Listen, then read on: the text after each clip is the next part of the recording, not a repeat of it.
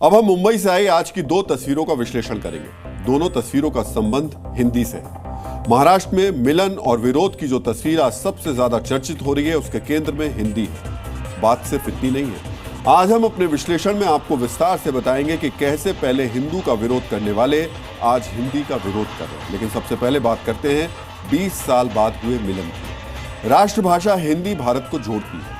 हिंदी ने ही महाराष्ट्र में 20 साल बाद ठाकरे परिवार को एकजुट कर दिया। यहां मुद्दा हिंदी विरोध का था। वर्ली सभागार में उद्धव और राज ठाकरे साथ आए।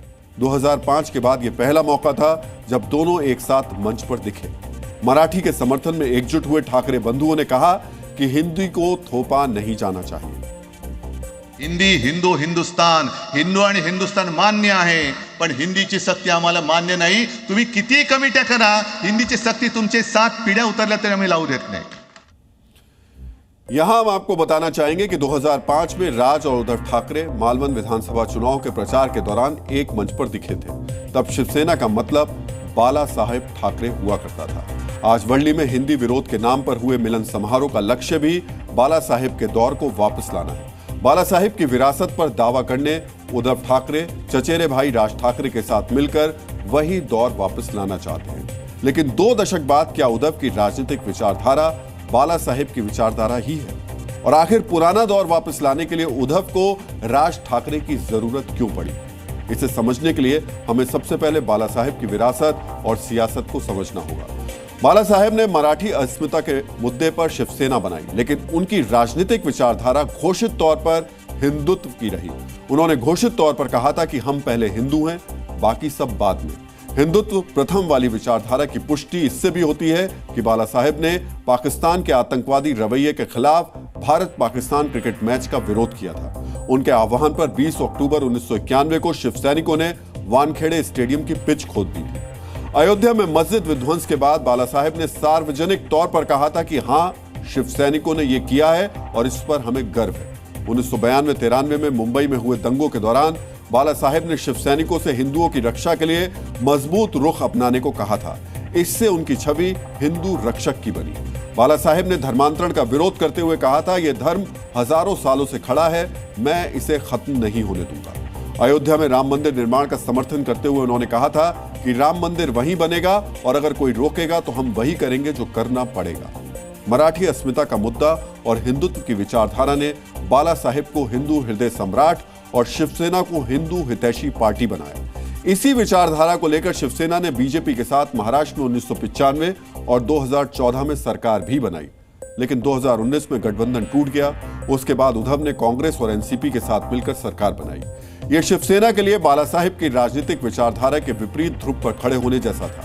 2019 तक उद्धव की राजनीतिक विचारधारा बाला साहेब से कितनी दूर जा चुकी थी, इसे समझने के लिए हमें बतौर सीएम उद्धव ठाकरे के कुछ फैसलों को देखना और समझना होगा। सीएम रहते हुए उद्धव ठाकरे ने मुस्लिम समुदाय को शिक्षा में 5% आरक्षण की फाइल आगे बढ़ाई। बाला साहेब ठाकरे हमेशा घुसपैठियों के खिलाफ थे, लेकिन उद्धव ठाकरे ने नागरिकता संशोधन कानून का विरोध किया। उद्धव सरकार में कोरोना लॉकडाउन के दौरान मस्जिदों में नमाज को लेकर लचीला रवैया अपनाया गया, वहीं मंदिर को लेकर सावधानी के निर्देश दिए गए।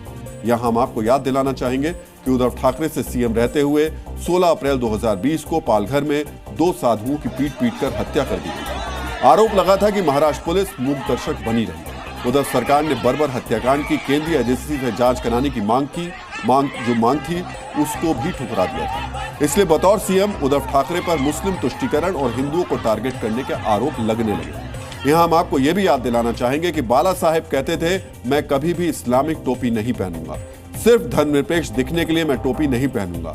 यह राजनीतिक ड्रामा है। सोचिए, बाला साहेब हिंदुत्व की अपनी विचारधारा को लेकर कितने सजग और प्रतिबद्ध थे। लेकिन उसी शिवसेना के सर्वोच्च नेता उद्धव ठाकरे ने दिसंबर 2024 में अजमेर दरगाह पर चढ़ाने के लिए चादर भेजी। ये घटनाएं बताती हैं कि उद्धव बाला साहेब की राजनीतिक विचारधारा से कितना दूर चले गए। हाँ, 2012 में राज ठाकरे ने जरूर सार्वजनिक कार्यक्रम में इस्लामिक टोपी पहनने से इनकार कर दिया था। तब राज ठाकरे ने कहा था, मैं सबका सम्मान करता हूं, लेकिन ये टोपी सिर पर नहीं रखूंगा, ना तुष्टीकरण करूंगा। इसलिए आज उद्धव राज ठाकरे के साथ मिलकर मराठी अस्मिता के मुद्दे और हिंदुत्व वाली विचारधारा के जरिए बाला साहेब वाला दौर वापस लाना चाहते हैं। यानी उद्धव फिर हिंदू हितैषी वाली विचारधारा पर वापस लौटना चाहते हैं। इसके लिए वो हिंदी को टारगेट कर रहे हैं। उद्धव राजनीतिक विचारधारा के दो विपरीत ध्रुवों की यात्रा कर चुके हैं। उनकी हिंदू हितैषी सोच पर क्या अब महाराष्ट्र के लोग भरोसा करेंगे, ये बड़ा सवाल है। इसलिए सवाल यह भी है कि क्या उद्धव और राज ठाकरे के मिलन से पुराना दौर यानी बाला साहेब वाला दौर वापस आएगा। Zee News.